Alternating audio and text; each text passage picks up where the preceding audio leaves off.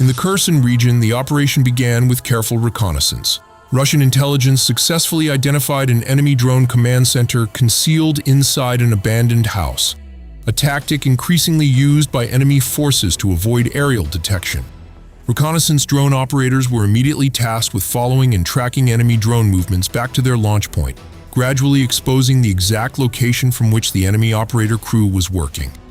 Once the coordinates were locked, a precision strike was launched, destroying the drone command center completely.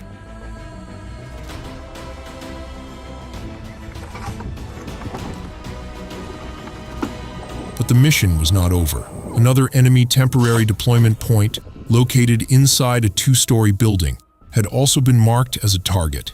And this time, a high-powered FPV drone delivered the answer.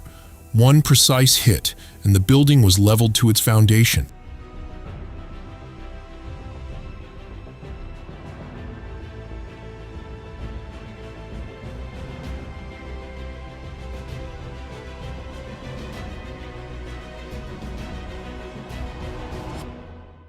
In the Orikhiv area, Zaporizhzhia region, the BM-21 Grad multiple rocket launcher system of the 42nd Guards Motorized Division of the Dnieper Forces Group operates without pause.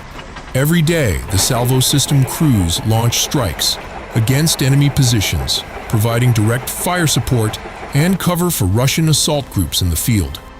This time, after receiving target coordinates, the crew immediately took position and released a series of rockets that swept across the area used as an enemy defensive stronghold. The coordinated area strike destroyed enemy defensive positions, entrenched within fortified shelters.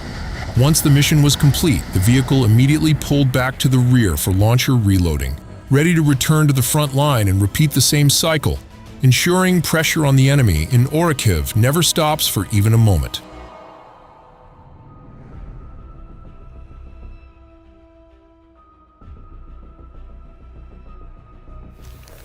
In the Orikhiv and Stepnohorsk areas, strike drone operators of the Unmanned Systems Battalion of the Dnieper Forces Group carried out their mission with one objective: severing every enemy attempt to hold ground and move freely.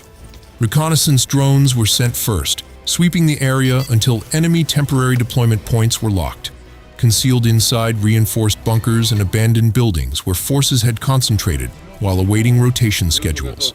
The information was relayed instantly, and FPV drones responded immediately, striking deployment points one by one, destroying field artillery, neutralizing observation posts, and cutting supply routes before they could reach forward units. A large enemy cargo copter drone attempting to ferry supplies to the front line met the same fate, detected and neutralized before its payload could reach those who needed it. The result was clear. Rotations halted, supplies cut off, and every enemy plan in Orikhiv and Stepnohorsk failed before it could even begin.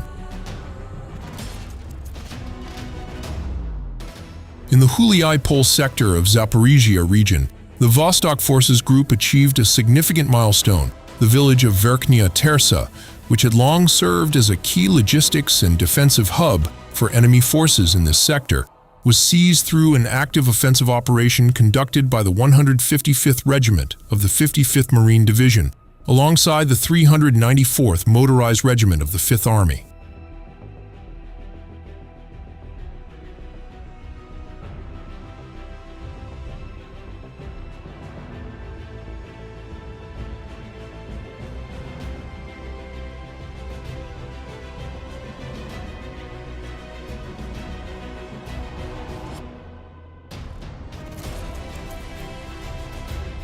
The fighting left significant losses on the enemy side. 6 armored fighting vehicles, 17 pickup trucks, 15 ATV vehicles, more than 30 robotic systems, and more than 60 R-18 hexacopters were destroyed in the process of taking the area.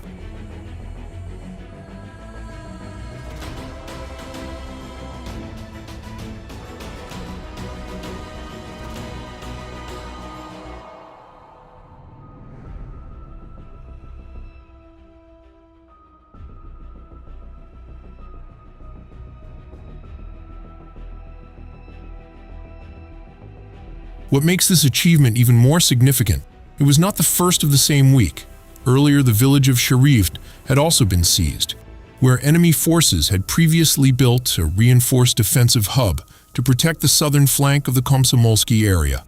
2 villages in 1 week, the Vostok Forces Group continues to press forward in Zaporizhzhia without giving the enemy a moment to recover.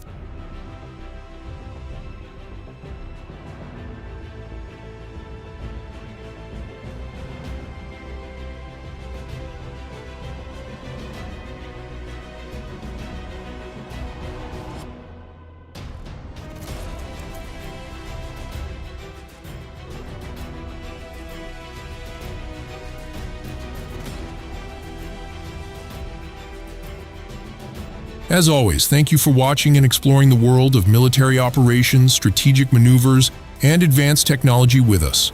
We hope today's report gave you valuable insight into the evolving nature of modern warfare and the dedicated soldiers who serve on the front line.